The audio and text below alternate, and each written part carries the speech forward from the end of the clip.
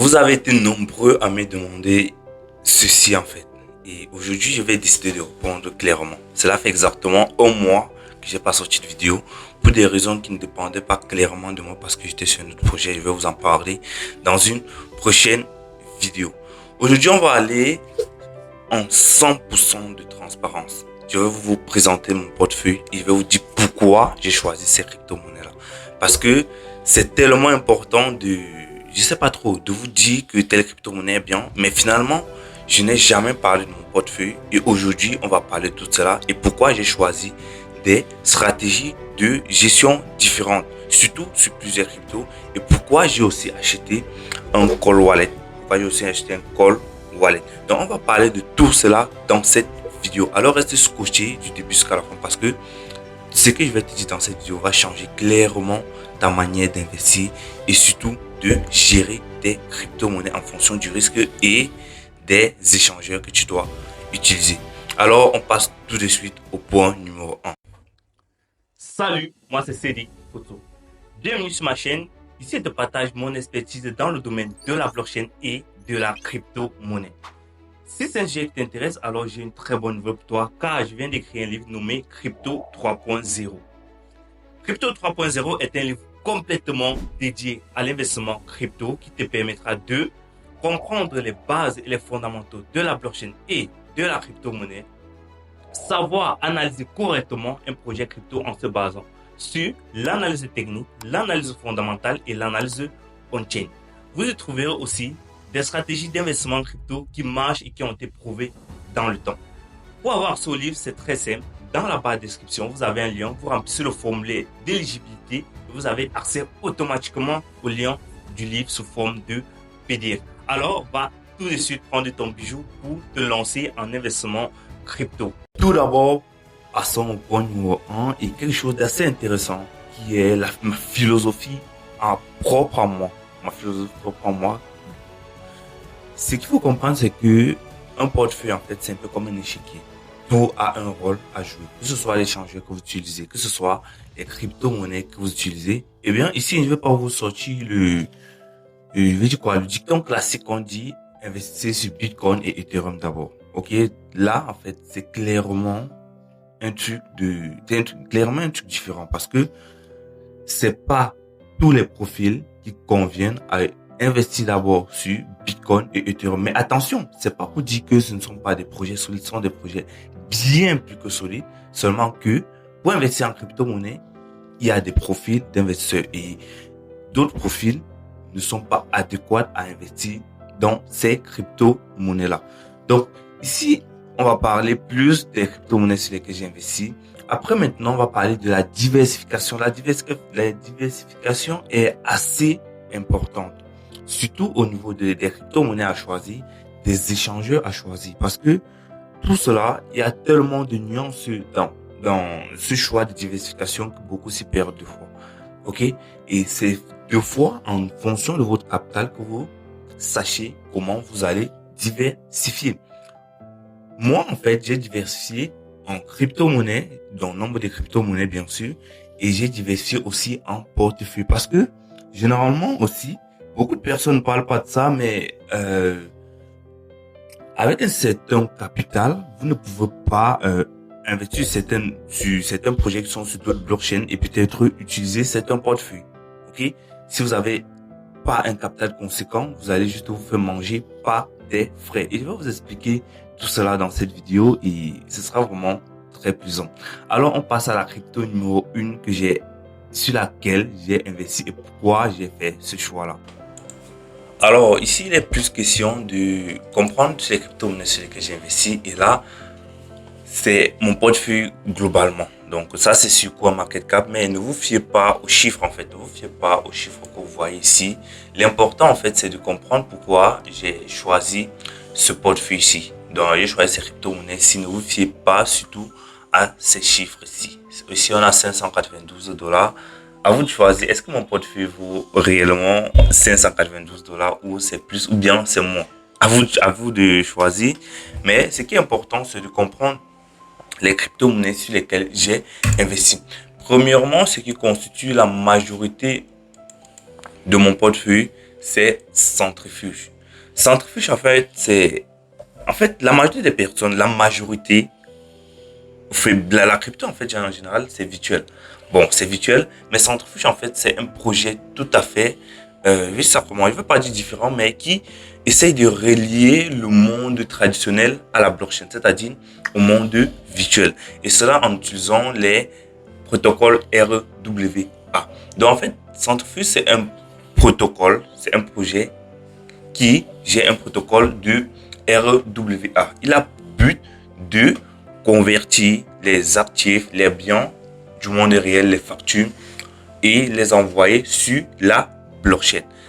Nous tous, nous savons que j'en ai parlé beaucoup sur cette chaîne que les RWA, c'est-à-dire les Real World Assets, c'est un marché à un fort potentiel avec BlackRock qui donne vraiment des prévisions à près de 30 000 milliards de dollars d'ici 2030-2035.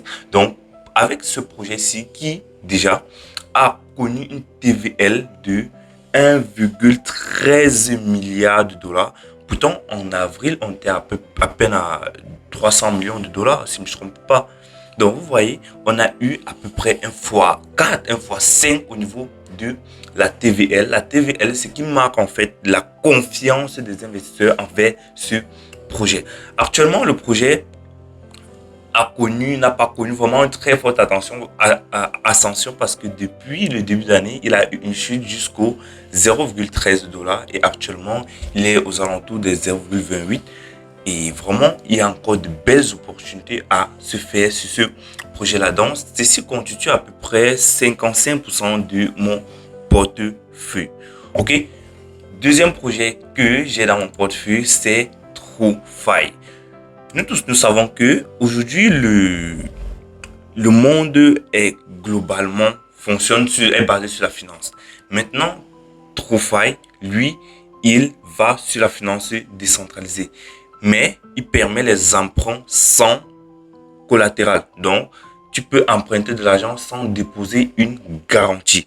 C'est le système que TrueFi est en train d'apporter sur la blockchain parce que des plateformes telles que Aave, toutes ces plateformes de finances décentralisées finalement, pour emprunter de l'argent, il faut déposer une garantie, que ce soit en crypto-monnaie, normalement c'est en crypto-monnaie, que ce soit en Bitcoin, en Ethereum ou bien en d'autres crypto-monnaies ou en stablecoin. Il faut une garantie.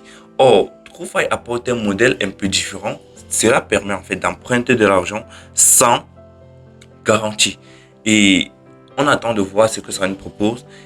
Actuellement, le projet a connu une chute jusqu'au 0,24, si je ne me trompe pas, 0,024 dollars. Et actuellement, il est à 0,032 dollars. Ce que je suis en train de dire là, le prix en fait n'a pas une grande influence. Ok, il n'a pas une grande influence sur le potentiel gain d'un actif. Mais il faut aussi comprendre que actuellement le prix est encore assez bon marché pour pouvoir investir là-dessus. Et ce projet constitue à peu près 20 à 25% de mon portefeuille parce que je ne peux pas dire des chiffres exacts parce que à chaque fois on a des fluctuations, mais c'est environ 20-25% de mon portefeuille.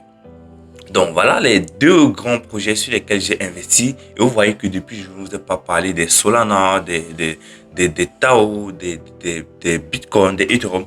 C'est pas obligé que ce ne sont pas des bons projets, mais ce sont des très excellents projets même. Mais en fonction de votre profil, vous allez devoir juger par vous-même pour savoir si les actifs sur lesquels vous allez investir. Parce que mon but ici n'est pas de vous dire investissez sur tel actif, mais c'est de vous expliquer clairement pourquoi j'ai choisi tel actif et de vous montrer que chaque fois je vous parle des cryptos et il faut que je vous montre les cryptos sur lesquels personnellement j'ai investi. Alors on va parler du dernier projet, c'est ChainGPT.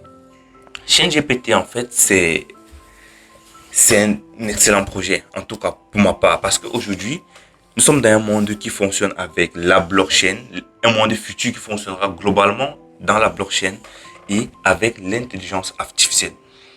ChainGPT est un projet qui combine les deux parce qu'il vous permet d'utiliser l'intelligence artificielle de manière décentralisée. Et ça offre beaucoup de fonctionnalités, surtout pour les développeurs, les smart contracts, les NFT. Vraiment, ça offre beaucoup de fonctionnalités. Et j'ai décidé d'investir sur ce projet-là. Et ce qui m'a permis, en fait, de faire beaucoup, je vais dire ça comment, de diversifier mon portefeuille et voilà, d'avoir un projet dans le RWA, un projet dans la DeFi et un projet dans l'intelligence artificielle parce que je pense que ce sont les trois meilleurs secteurs qui vont exploser dans l'avenir. Et sans plus tarder, il est bien beau de parler de tous ces projets-là, mais concrètement, qu'est-ce qu'il en est de mes bénéfices et de mes gains? Je vais être tout à fait transparent. Tout cela. Il y a des projets sur lesquels j'ai gagné vraiment énormément, où j'ai fait des fois 3 clairement. Il y a des projets, comme tout le monde, j'ai fait des erreurs. Donc, ça ne manque pas. Alors, on passe tout de suite au premier projet. Bon, je vais d'abord parler, vu que nous sommes ici sur Chaîne GPT, je vais parler de Chaîne GPT. Chaîne GPT, en fait, c'est le projet qui m'a déjà permis de faire 1x2, 1x3, en fait. Parce que là, je me souviens, j'étais quitté d'à peu près $300 à près de $800 et j'avais vendu une partie ici. C'était en quel mois? Je pense que c'était en mars. Attendez, c'était en mars. En février. C'était en février. Donc, c'était ici. Ici, j'ai vendu une partie ici en février. Je me suis fait près de $500. En Afrique, $500, les gens vont s'inquiéter, mais c'est beaucoup quand même. Ça fait plus de 300 000 francs. Donc, voici mon plus grand gain que j'ai eu à faire. Maintenant, sur les autres crypto-monnaies, je ne vais pas parler de gains, mais je vais plutôt parler de dilution de capital parce que je commence à investir ces projets en octobre 2023 et du coup, vous savez tous qu'en cette période-là, on avait des prix très hauts sur la majorité des crypto-monnaies. Et du coup, lorsque j'ai acheté, j'avais vraiment des prix moyens d'achat très élevés. Un peu comme ce TrueFi, j'avais des prix d'achat d'environ 0,08 $0,08 en fait. Il y avait des autres que j'avais, bon, à peu près 0,15 $.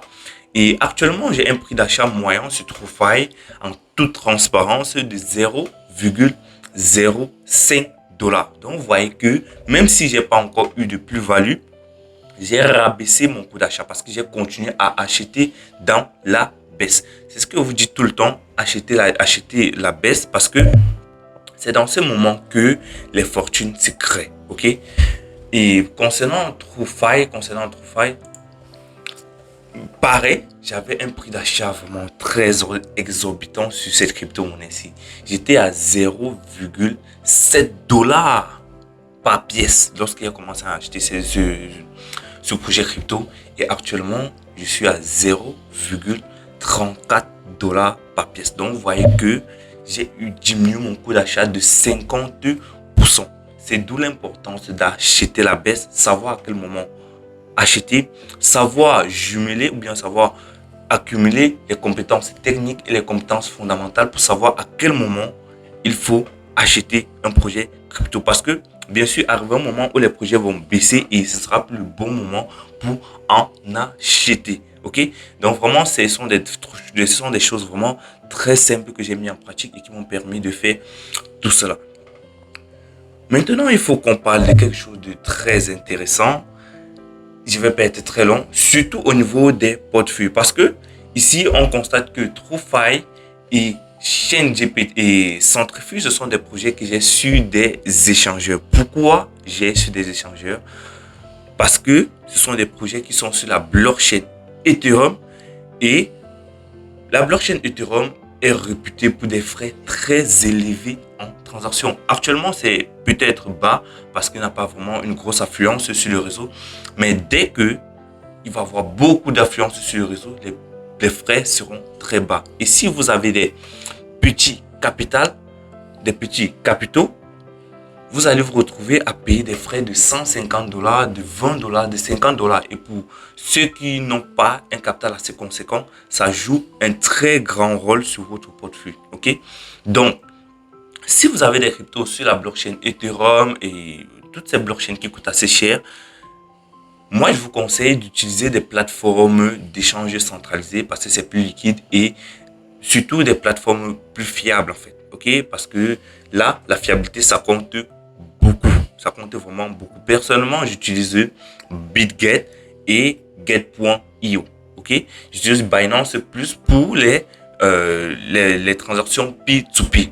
Et concernant la dernière crypto, celle où je garde, qui me sert en fait de banque, si on va dire comme ça, où je garde des USDT, où je garde ChainGPT, des cryptos qui sont sur des blockchains en moins de frais, c'est Tangem. Je vous ai présenté, c'est Tangem, je vous ai présenté cette carte ici.